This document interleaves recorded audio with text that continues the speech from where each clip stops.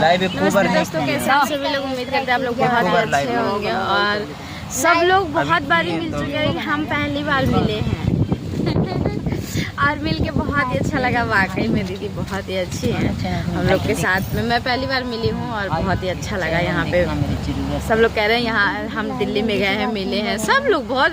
रेनू भी मिली हैं, चंदा दीदी भी मिल रखी हैं, राधा दीदी तो मिली रखी हैं, सबको हमें मिला है। चलो हाँ, तो हमारे जीजा मिला है, उसमें रूम ले रखा था ना। अच्छा अच्छा अच्छा, जीजा के कॉपी अच्छा तो जीजा बाप रे बाप, तो हमारे से ना मिलो ले रहा जीजा। तो सब लोगों से जीजा हमारे मिलवा दिए थे, हम नहीं मिले थे, आज हम पहली बार मिले हैं। बहुत ही अच्छा लगा, सब लोगों के साथ इंजॉय बहुत ज़्यादा किए।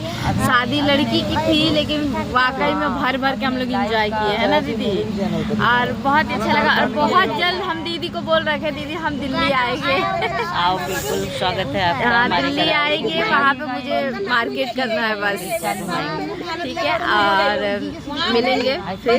अभी तो फिलहाल मिलके बहुत अच्छा लगा दीदी से।